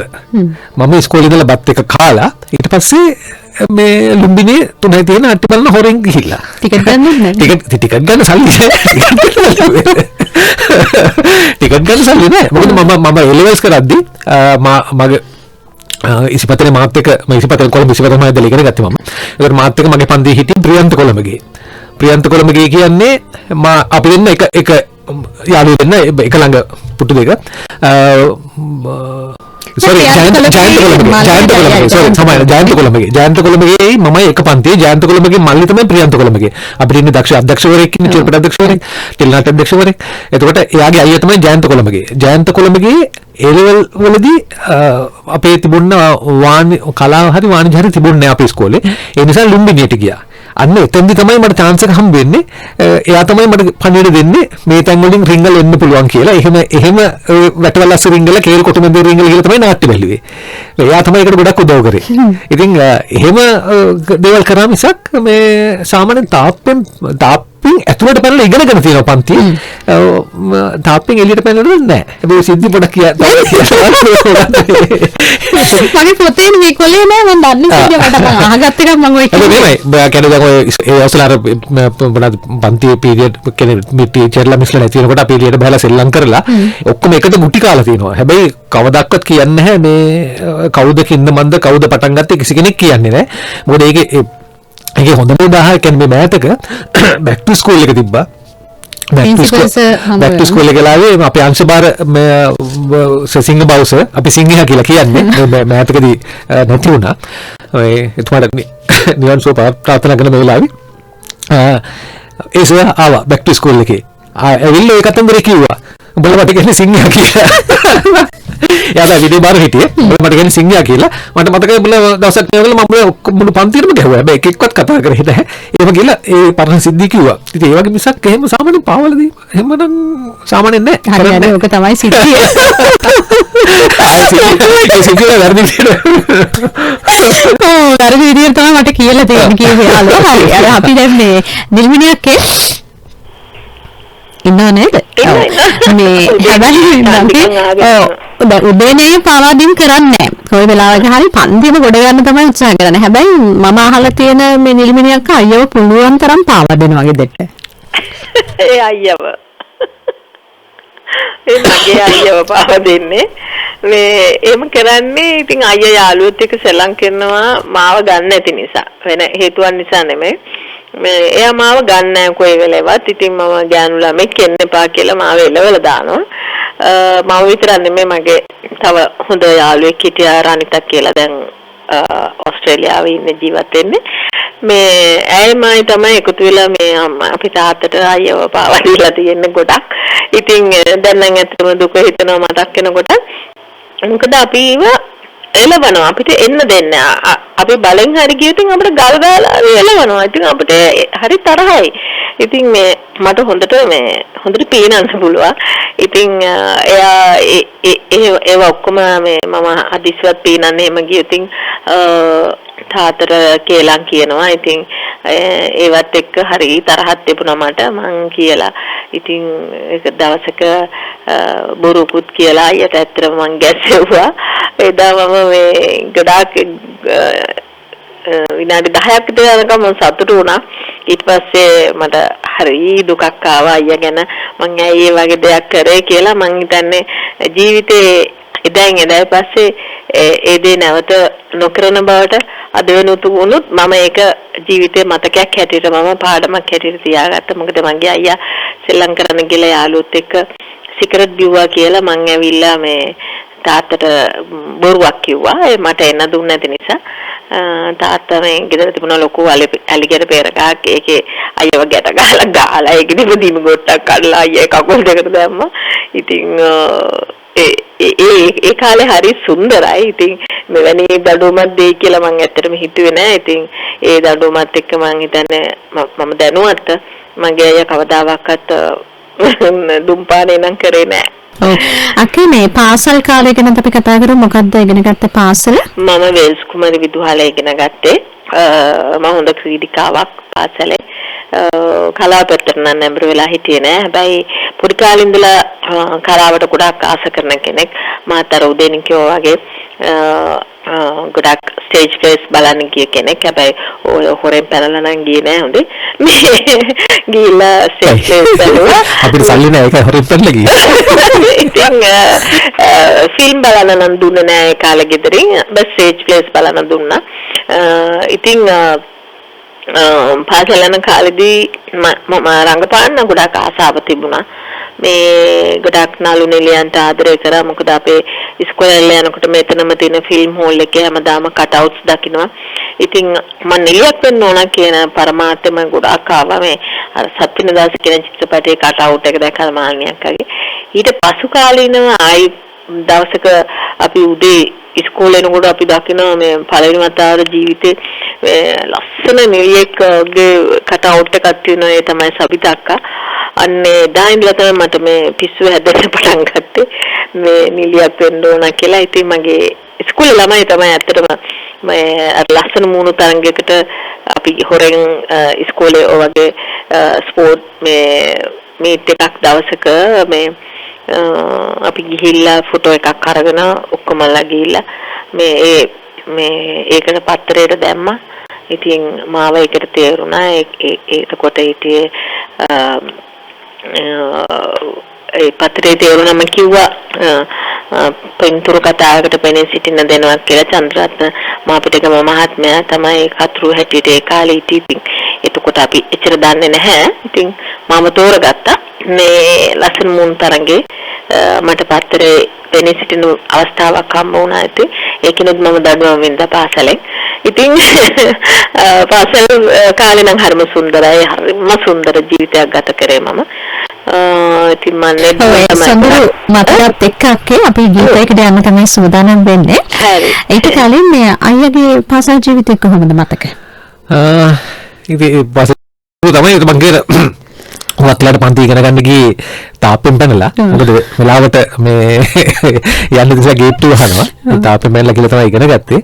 මේ ඒක කවදාවත් තාප්පෙන් පැනලා ගිහිල්ලා නැහැ. තාප්පෙන් පැනලා ගිහිල්ලා චිත්‍රපටියක් මොකක්ද බලලා නැහැ. යනවනම් ගේට්ටුවම තමයි ගේට්ටුවම කියලා තමයි බලලා තියෙන්නේ. ඔච්චර දක්ෂද මේ වගේ ඒක තමයි කරු උපක්‍රමයක් යොදාගෙන යනවා. ඉතින් ඒ වගේ එහෙම දේවල් තමයි කරලා තියෙන්නේ. ඉතින් ඒ වල ප්‍රතිඵල තමයි අද අම්මා විදුහල්පතිනියක් නේද? ඔව් අම්මා විදුහල්පතිනියක්. ප්‍රේමා අල්විස් තාත්තා මාතුපාල අල්විස් දෙන්නම දැන් ජීවිත රටේ නැහැ. අම්මා නැති වෙලා අවුරුදු 9ක් ඉවරයි. තාත්තා නැතිලා අවුරුදු 7ක් ඉවරයි. දැන් මේ එහෙම කියව නිසා මේ ඒක සිද්ධියක් මම කියන්නේ. ඒකට මේ ස්කූල් කට් කරලා නෙමෙයි අර වගේ අර මල්ලිව මේ ගෙදර යවලා කෙරටින් ප්‍රැක්ටිස් කියලා මරදානේ ෆිල්ම් වල චිත්‍රපටය බලන්න යාළුවොත් එක්ක. ඒතකොට තිබුණා 195 කියලා බස් එකක්. මට මතකද මන් දන්නේ.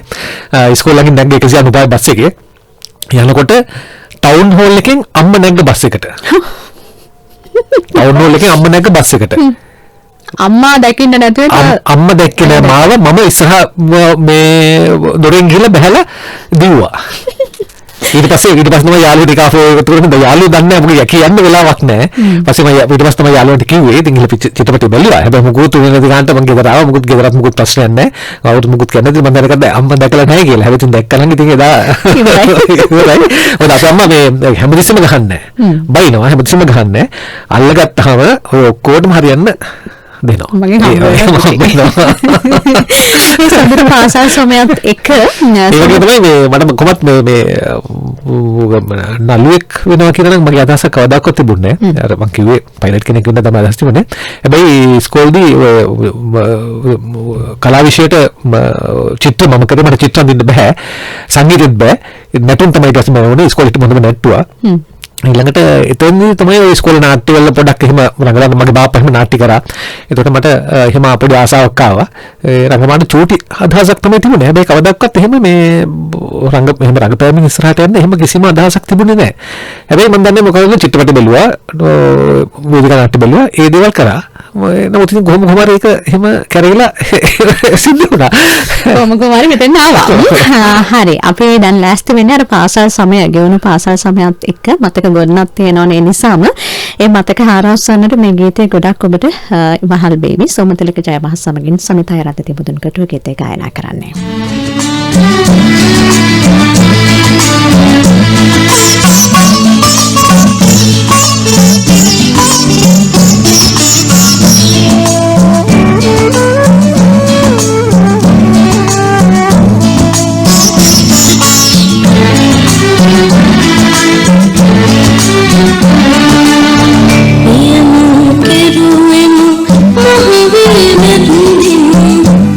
Bastante tu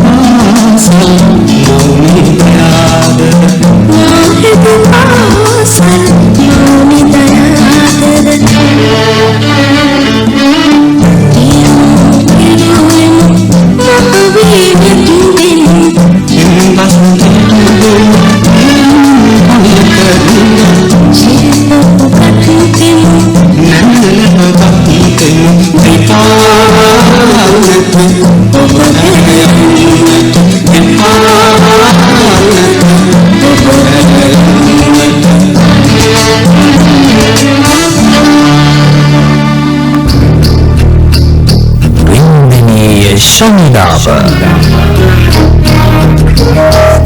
සතියපේ සොඳුරු කතාව.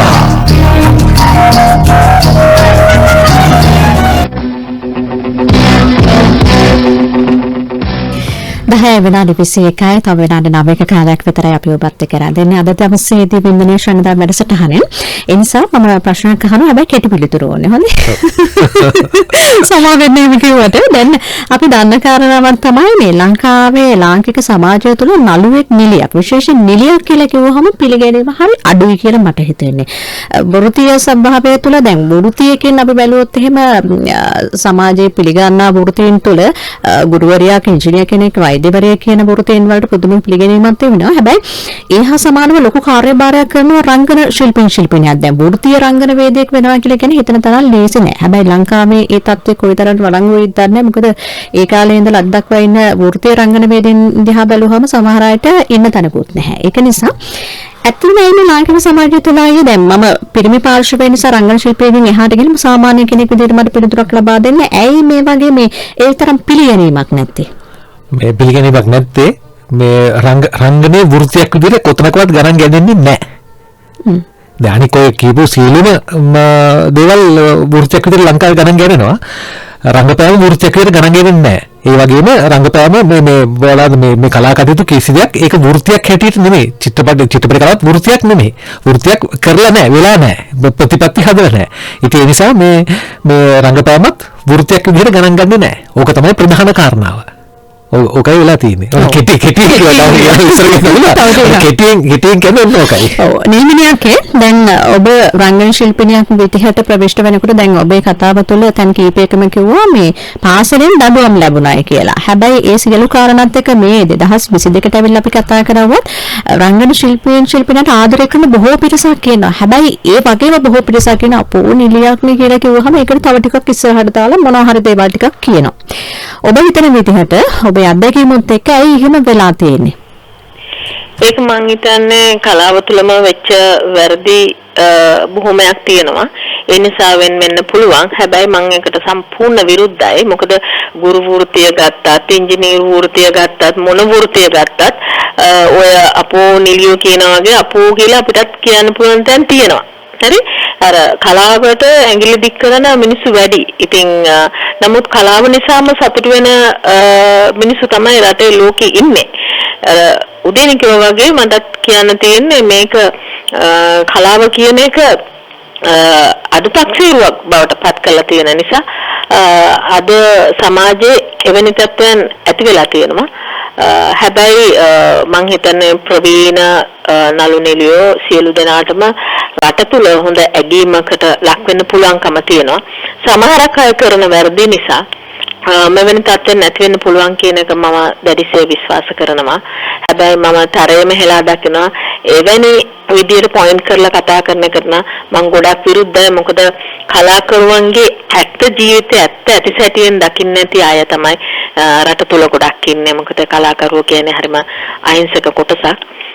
අද ඔයා කිව්වා වගේ මේ රටේ පවතින මේ තත්ත්වෙත් එක්ක ගොඩක් අයට ජීවත් වෙන්නවත් ක්‍රමවේදයක් නැති තත්ත්වයක් තියෙන. ඉතින් දේශපාලන මට්ටමින්වත් කලාවට කිසිම සේවයක් ඉටු වෙලා නැහැ. ඇත්තම කතාව අර උදේනි කිව්වා වගේ මේ කෙටිම කියනවා නම් උදේනි කිව්ව එක 100%ක්ම ඇත්ත. අනිත් එක මේ අපි කරන වෘත්තිය කිසිම කෙනෙකුගෙන් මේ කියන්නේ එහෙම කියන්නේ රජයකින් මේ වෙන දෙයක් නෙමෙයි. නේ රජයේ ගුරුවරයෙකුට රජයෙන් පඩි ගෙවන්නේ. අපිට එහෙම ගෙවන්නේ නැහැ. හරි. ඒ නිසාම මේ අපි රජයට බරක් වෙන මිනිස්සු නෙමෙයි. නමුත් වැඩි තියෙන්නේ මේ කිසිම ප්‍රතිපත්තියක් හැදෙන්නේ නිසා පහුගිය කාලේ පුරාම මේ වෘත්තිකේ වෘත්තියක් නෙමෙයි. මේ වෘත්තියට ලංකාව ගණන් ගන්න නැහැනේ. බොහොම වාසන තත්ත්වයටපත් වෙලා ඉන්නේ. ඒක තමයි ඇත්ත. මම වයසහන්නේ නැහැ. තාමත් තමයි කියලා. හරිද මගේ වයස ඒක සාධනෙ කියලා. කසාද වදින්න බෑනේ. මට යනවා මේ ආපු ජීවිතේ තුළ සතුටින්. ඔව් අනිවාර්යයෙන්. පුදුමාකාර සතුටක් ලැබෙනවා. මේ දුකක් දැනුණත් ඒ දුකත් සතුට පෙරලා ගන්න තමයි මම කැමතිම උත්සාහ කරන්නේ. බොහොම සතුටින් ජීවත් වෙනවා. ඔව්. නිල්මිනියක්ගේ ගෙවුණු ජීවිතය තුළ මේ වෙනකොට සතුටින් ඉන්නේ කොහොමද?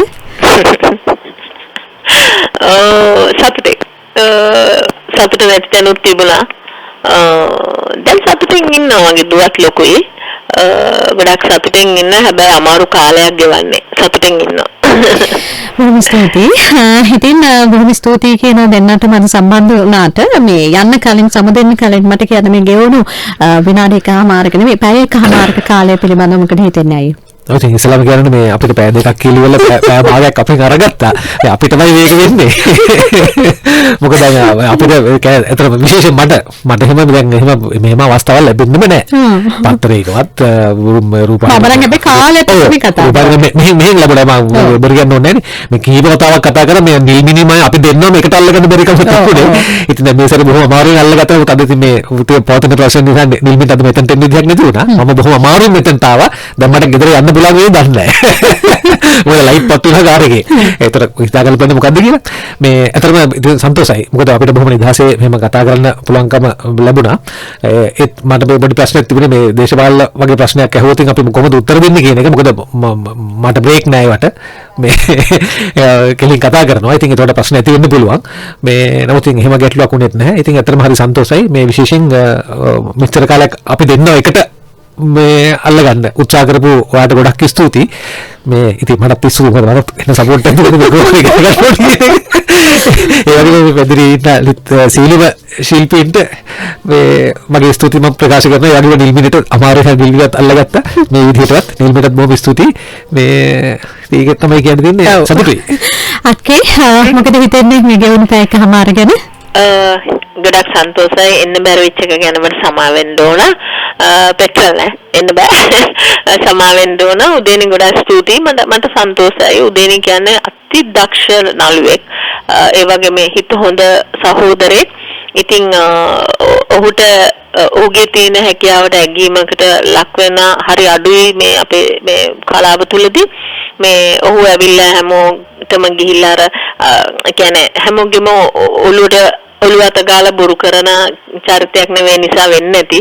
ඉතින් මට සතුටුයි ගොඩක් අපි දෙන්න දීප්ති සම්පත් දෙන්න එකට එකතු වෙලාද මේ මැදිරියට උදේනිව ගෙන්නලා මාව දුරකථනයෙන් අමාරුවෙන් කොහොම හරි සම්බන්ධ කරගෙන අද මේ වැඩසටහන කරාට ගොඩක් ස්තුතියි. මොකද අපි වෙනුවෙන් මේ කාලය වෙන් කරාට ගොඩක් පිං.